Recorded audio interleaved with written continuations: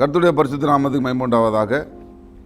இந்த நாளின் கிருபையின் வார்த்தை பேதுரு எழுதின 1 நிருபம் 1 அதிகாரம் 2 வசனத்தை நாம் வாசிக்கும்போது, கிருபையும் சமாதானமும் உங்களுக்கு பெருக கடவது என்று பேதுரு தேவனுடைய பிள்ளைகளுக்கு அவர் எழுதுகிறதை நாம் பார்க்கிறோம். பிரியமானவர்களே, தேவனுடைய கிருபை நம்முடைய வாழ்க்கையில் இல்லாவிட்டால் நம்முடைய வாழ்க்கை வெறுமையானதாக இருக்கும். சமாதானம் நம்முடைய வாழ்க்கையில் இல்லாவிட்டால், பிரியமானவர்களே, தேவனுடைய கிருபை நம்முடைய வாழ்க்கையில் இல்லாவிட்டால் ஒரு வெற்றிகரமான ஒரு நிலையாக அது இருக்காது. ஆகையினால பலதரப்பட்ட கடினமான சூழ்நிலையில் வாழ்ந்து கொண்டிருந்த மக்களுக்கு பேதுரு சொல்லும்போது, தேவனுடைய கிருபையும் சமாதானமும் உங்களுக்கு பெருக கடவது என்று அவர் சொல்லுகிறதை நாம் பார்க்கிறோம். தேவனுடைய பிள்ளைகளுக்கு கர்த்தருடைய கிருபையும் சமாதானமும் என்று சொல்லும்போது, அது ஏதோ பிட்டு கொடுப்பது போல் அல்ல, அது பொங்கி வரக்கூடியதாக இருக்கிறது. கிருபையும் சமாதானமும் தேவனிடத்திலிருந்து மக்களுக்கு பொங்கி வரக்கூடியதாக இருக்கிறது. ஏனென்றால் கிருபை சமாதானம் நம்முடைய வாழ்க்கைக்கு மிக முக்கியம். இது எந்த அளவுக்கு இது நம்மக்கிட்ட இருக்குதோ அந்த அளவுக்கு தேவ ஜனங்கள் திருப்தி உள்ளவர்களாக இருக்க முடியும். இந்த உலகத்தில் பிரியமானவர்களே, திருப்தியே இல்லாமல் சமாதானமே இல்லாமல் வாழ்ந்து கொண்டிருக்கிற அநேக விசுவாசிகளை நாம் பார்க்கிறோம், அநேக மனிதர்களை பார்க்கிறோம். பல வருஷங்கள் ஆலயத்துக்கு சென்று வருகிற மக்கள் மத்தியில் கூட அவர்கள் பேசும்போது ஒரு குறைவான ஒரு பலவீனமான வார்த்தைகளை அவர்கள் பயன்படுத்துவதை நாம் பார்க்கிறோம். அவர்களுடைய வாழ்க்கையில் ஒரு முழுமையான சமாதானத்தை அனுபவிக்க முடியவில்லை. ஆனால் வேதம் தெளிவாக சொல்லுகிறது, நீங்கள் தேவனுடைய கிருபையும் சமாதானத்தையும் பெருக்கமாக பெற்றுக்கொள்ள முடியும், நிறைவாக பெற்றுக்கொள்ள முடியும். குறைவே இல்லாமல் உடைய வாழ்க்கையில் நீ திருப்தியாக இருப்பதற்கு அந்த சமாதானமும் அந்த கிருபையும் நமக்கு உதவி செய்யக்கூடியதாக இருக்கிறது.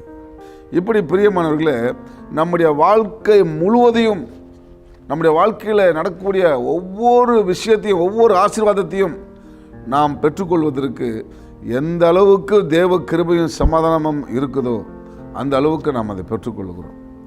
இதை நாம் பெற்றுக்கொள்வதற்கு என்ன செய்ய வேண்டும் என்று சொல்லி அழகாக யோவான் சொல்கிறார். என்ன சொல்கிறார்னா, அவர் சொல்கிறத கவனிங்க.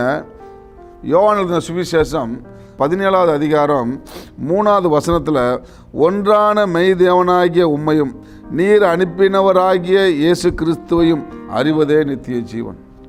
பிரியமானவர்களே, அந்த கிருபைக்கும் சமாதானத்துக்கும் தொடர்புள்ள ஒரு காரியம் என்னவென்று சொன்னால், நாம் தேவனையும் இயேசு கிறிஸ்துவையும் எந்த அளவுக்கு நாம் அறிந்து வைத்திருக்கிறோமோ அந்த அளவுக்கு தேவனுடைய சமாதானமும் கிருபையும் நம்முடைய வாழ்க்கையில் அது பொங்கி வரக்கூடியதாக இருக்கிறது.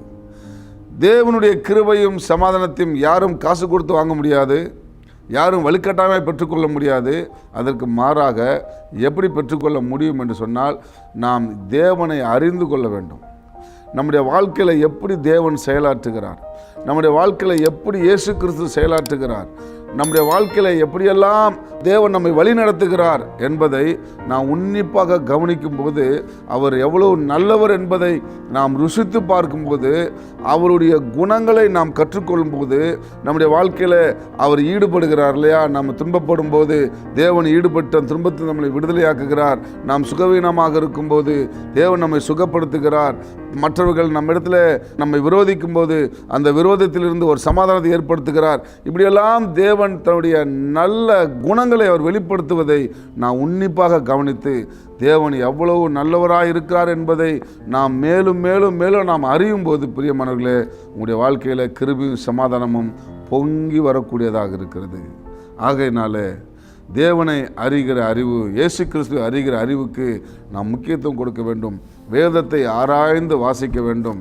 தேவனுடைய நல்ல செயல்களை நினைத்து பார்த்து அவருடைய நல்ல குணங்களை நம்முடைய வாழ்க்கையில் நாம் கற்றுக்கொள்ள வேண்டும், நாம் அறிந்து கொள்ள வேண்டும். இப்படி நாம் அறிந்து கொள்ளும்போது தேவன் நம்மை ஆசீர்வதிக்கிறவராக இருக்கிறார். பவுல் இதற்காகத்தான் ரொம்ப கஷ்டப்பட்டார். என்ன சொல்கிறாரு? அவர் பிரகாசமுள்ள மனக்கண்களை உங்களுக்கு தர வேண்டும் என்று விரும்புகிறேன். நீங்கள் தேவன் நன்றாக அறிய வேண்டும், பிதாவை அறிய வேண்டும், குமாரனை அறிய வேண்டும், அவரை அறிகிற அறிவினால் நீங்கள் நிரம்ப வேண்டும் என்று சொல்லி பவுல் நிறைய இடங்களை சொல்கிற நான் பார்க்கிறோம். பிரியமானவர்களே, தேவனை அறிகிற அறிவு, குமாரனை அறிகிற அறிவு நமக்கு கிருபையும் சமாதானத்தையும் கொண்டு வரக்கூடியதாக இருக்கிறது. அதனால் எந்த அளவுக்கு தேவனை கற்றுக்கொள்ள முடியுமோ, கிறிஸ்துவை கற்றுக்கொள்ள முடியுமோ கற்றுக்கொள்ளுங்கள். உங்களுடைய வாழ்க்கையிலே சமாதானமும் கிருபையும் பொங்கி வரும் என்பதை வேதம் நமக்கு தெளிவாக சொல்லுகிறது. நினைவில் கொள்ளுங்கள். கர்த்தர் உங்களை ஆசீர்வதிப்பாராக. ஆமென்.